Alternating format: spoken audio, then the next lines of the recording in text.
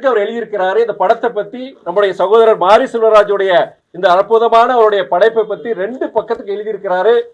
அவருக்கு இயக்குனர் திலகம் என்கிற அந்த ஒரு பட்டத்தையும் கொடுத்திருக்கிறார். இந்த மடல் இன்னைக்கு உங்க முன்னாடி எல்லாருக்கும் அவர் கொடுக்கிறார். தலைவர் படம் ரொம்ப அற்புதம். உண்மையிலே நீங்க முடிஞ்ச பிறகு வருவீங்கன்னு சொல்லிட்டு ரொம்ப சந்தோஷம். ரொம்ப பெருமையா இருக்கு.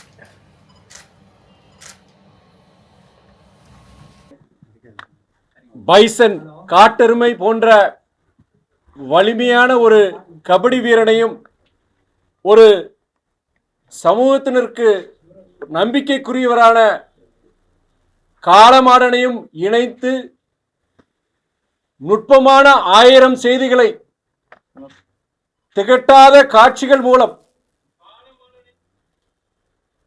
தன்னுடைய திரைமொழி மூலமாக பைசன் காளமாடன் என்ற ஒரு அற்புதமான திரைப்படத்தை நம்முடைய இயக்குனர் என் அன்பு தம்பி மாரி செல்வராஜ் அவர்கள் வழங்கி இருக்கின்றார். இதில் குறிப்பாக இருவேறு சமூகத்தினருக்கு இடையே ஒரு இணக்கத்தை ஏற்படுத்த வேண்டும் என்ற நோக்கத்தில் வெற்றி பெற்றிருக்கின்றார் அவர்கள். ஒரு ஒடுக்கப்பட்ட சமூகத்தில் பிறந்து ஒரு மிக பின்தங்கிய கிராமத்திலிருந்து பயணித்து பல கொடுமைகளை அனுபவித்து உயர்ந்த அர்ஜுனா விருது வரை சென்ற ஒரு இளைஞனின் வாழ்க்கையை நிகழ்கால இளைஞர்களுக்கு ஒரு ஊக்க படமாக படைத்திருக்கின்றார் நம்முடைய இயக்குனர் அன்பு தம்பி மாரி செல்வராஜ். சாதி மதம் இனம் பேதங்களை கடந்து மனிதம் வெற்றி பெற வேண்டும் என்று மேடைதோறும் முழங்குகின்றவன் நான். இந்த படத்திலும் சாதிய வன்மம் வன்முறை கடந்து வறுமை என்ற கொடிய அரக்கனையும் கடந்து கதாநாயகன் கிட்டா வெற்றி பெற்றிருக்கின்றார்.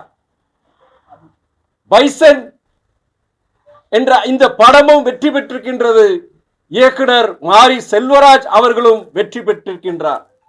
சமுதாயத்தை பண்படுத்தும், நல்வழிப்படுத்தும், மேம்படுத்தும் இது போன்ற நல்ல படைப்புகள் இனியும் வர வேண்டும் என்ற என்னுடைய தெரிவித்து மீண்டும் பைசன் காளமாடன் திரைப்பட குழுவினருக்கு என்னுடைய வாழ்த்துக்களை நான் தெரிவித்துக் கொள்கின்றேன்.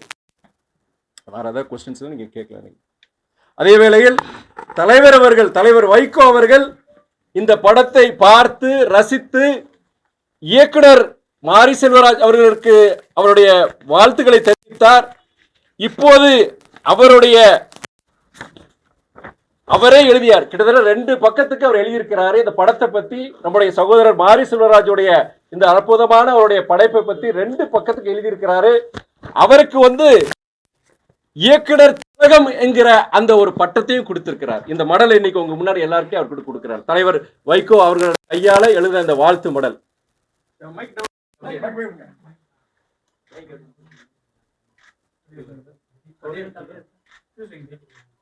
இந்த சந்திப்புக்கு எனக்கு ஏற்படுத்தி கொடுத்த நான் என்னுடைய அப்பா ஸ்தானத்துல வச்சு நான் மதிக்கின்ற அண்ணன் கலைப்புலி தானு அவர்களுக்கும் என்னுடைய மனமார்ந்த நன்றியை நான் தெரிவித்துக் கொள்கின்றேன். பொலிட்டிக்கல் வேண்டாம். இது ஜஸ்ட் இந்த படத்தை பத்தி நீங்க என்ன நினைக்கிறீங்க, உங்களுக்கு ஏதாவது கொஸ்டின்ஸ் நான் சொல்றேன். பொதுவாகவே படத்துல இப்போ நீங்க சொல்ற மாதிரி நிறைய விஷயங்கள் சாதிய ரீதியான முரண்பாடுகள் ஆனா சில அரசியல் கட்சிகளை அம்பேத்கரை ஃபாலோ பண்றோம், பெரியாரை ஃபாலோ பண்றோம் அப்படின்னு சொல்லிட்டு ஆனா அரசியல் கட்சிகளுடைய இணக்கமா இருந்துட்டு மக்களுக்கான நிறைய விஷயங்களை பேச மறுக்கிறாங்க. இயக்கங்கள் பெரியார் இயக்கங்கள் இந்த விஷயங்களை திரைப்படமா கொண்டு வர எந்த அளவுக்கு முடியும்னு நினைக்கிறீங்க? அவங்களுடைய முகத்தை காட்டுங்க. அதாவது இந்த படத்துல என்ன விஷயம்னா, ஒரு 90களில் உங்களுக்கே தெரியும், 90களில் அங்கே தென் மாவட்டங்கள் நடந்த ஒரு பிரச்சனையை அது பின்னணியை வச்சு இந்த படத்தை எடுத்திருக்கிறாங்க. அதான மாதிரி சாதிய வன்மம், அந்த வன்முறை, அந்த சம்பவங்களுக்கு அந்த பின்னணியில் ஒரு இளைஞர் அவர் இந்த விளையாட்டை எடுத்து அவர் வாழ்க்கையில் எப்படி முன்னேறாரு, அந்த அவர் எவ்வளோ சங்கடப்படுறாரு, இந்த சாதிய வன்மத்தினால எவ்வளோ அவர் சங்கடப்படுறாரு, அந்த எல்லாம் ரொம்ப தத்ரூபமாக அவ்வளோ ஒரு யாரையும் புண்படுத்தாமல். இதில் என்னன்னா, அந்த இரு சமூகங்களை காமிக்கிறார். அந்த இரு சமூகங்கள் இருக்கிற அவங்க நல்லவர்களை பத்தி காமிக்கிறாங்க. எல்லாரும் வந்து பொறுத்த ஒரு நல்ல விஷயத்தை அவங்க எல்லாரும் சப்போர்ட் பண்றாங்க. இதுல வந்து என்ன, இதுல வில்லனே, இந்த படத்துல வில்லனே யாருன்னா எந்த ஒரு இது கேரக்டர் கிடையாது. சாதிய வன்மம்ங்கிற அதுதான் அந்த வில்லன் இந்த படத்துல. அதனால எவ்வளவு பிரச்சனைகள் வருது, எவ்வளவு பேர் இதுல வாழ்க்கையில எவ்வளவு சங்கடங்களை அனுபவிக்கிறாங்க. இன்னைக்கு அது தொடருது, பல இடங்களை தொடருது. அதை நம்முடைய இயக்குனர் அவர்கள் எளிய மக்கள், சாதாரண ஜனங்கள் முதற்கொண்டு அந்த இதை புரிஞ்சுக்கிற மாதிரி அந்த மெசேஜ் இதை ரொம்ப நல்லா எடுத்திருக்கிறாரு. இதுல யாரையும் வந்து இதுல குறை நெகட்டிவ் கிரிட்டிசிசம் நானே கேள்விப்பட்டேன். நான் இந்த படத்தை பார்க்கும்போது ஆரம்பத்திலிருந்து கடைசி வரைக்கும் நான் எந்த வித ஒரு குறைபாட நான் பார்க்கல. யாரையும் ஒரு குறிப்பிட்ட சமூகத்தையோ அவங்க தப்பு செஞ்சுட்டாங்க, இவங்க தப்பு செஞ்சுட்டாங்க, இவங்களால இந்த பிரச்சனைங்கிற அந்த ஒரு இது எங்கேயுமே கிடையாது. இருந்தாலும் அவர் என்ன சொல்றாருன்னா அந்த இரு சமூகத்திலும் இருக்கிற நல்ல விஷயங்களை அவர் கொண்டு வர்றாரு. இதுல வில்லனே பார்த்தீங்கன்னா இந்த சாதிய வன்மம் தான். அதே நேரத்தில் இந்த நேரத்தில் இது போன்ற சமூக விழிப்புணர்ச்சி கொண்டு வர இந்த மாதிரி போன்ற படங்கள் பொறுத்த வரைக்கும் இதுல இருக்கிற அரசியலை கடந்து அனைவரும் பொறுத்த வரைக்கும் இந்த படத்தினுடைய திரைக்குழுவினர், இவருடைய ப்ரொடியூசரா இருக்கட்டும், டைரக்டரா இருக்கட்டும், நடிகரா இருக்கட்டும், எல்லாருக்கும் வந்து பாராட்டுறதான். இதுல பாராட்டுறதை விட்டுட்டு இதுல கொண்டு போய் மறுபடியும் அந்த சாதியை சொல்லி செஞ்சு பல்வேறு இதுக்கு ட்விஸ்ட் கொடுத்து செஞ்சு அது ரொம்ப கஷ்டமா இருந்தது. சார், வேதாரண்யம்ல வந்து தொடர்ச்சியாக வந்து இரட்டை டம்ளர் முறை இருக்குது. முடி வெட்டுறதுல வந்து அதுல கூட சாதி வேறுபாடு பார்க்கணும்னு சொல்லி அந்த ஊர் மக்கள் ஒரு 10-15 பேர் சேர்ந்து பிரஸ் மீட் சேப்பாக்கத்துல இருக்க பத்திரிகையாளர் மன்றத்துல வந்து பேட்டி கொடுத்திருந்தாங்க.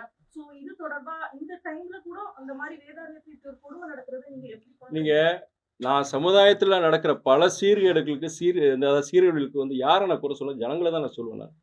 அதாவது இன்னைக்கு வந்து படிக்காத ஜனங்களை விட்டுருங்க, படிச்ச இளைஞர்கள் மத்தியிலே பார்த்து இன்னைக்கு சாதிய வன்மம் இருக்கு. அந்த இது வந்து என்னன்னா இன்னைக்கு பல்வேறு சில நீங்க சமுதாயத்தில் நடக்கிற இழி செயல்களா இருக்கட்டும், இல்ல நம்மளுடைய நடைமுறை சங்கடங்களா இருக்கட்டும், எல்லாத்துக்கும் பார்க்கும்போது இது வந்து யாருன்னு பாத்தீங்கன்னா ஜனங்க. அந்த இதுக்கெல்லாம் சட்டங்கள் இருக்கு. இந்த மாதிரி சாதிய வன்மம் இருக்கக்கூடாதுங்கிற சட்டங்கள்லாம் கொண்டு வந்துட்டாங்க. காவல்துறை தங்களுடைய கடமையை செய்யறாங்க. ஆனா அந்த விழிப்புணர்வு வந்து ஜனங்கிட்ட தான் ஆரம்பிக்கணும். இந்த சாதிய வன்மத்தினால எவ்வளவு தூரம் பிரச்சனைகள் உருவாகுது. மனிதர்கள் பிறக்கும்போது எல்லாரும் நமக்கு எதுவும் கிடையாது. அதாவது இந்த குறிப்பா இந்த படத்துல என்னன்னா கடைசியில பண்ணனா நான் இப்போ திருமண நிகழ்ச்சிகள் போகும்போது நான் பல இடங்கள் நான் சொல்றேன். நான் உங்களோட சொந்தக்காரங்களே நல்லவங்க இருக்காங்க, கெட்டவங்க இருக்கிறாங்க.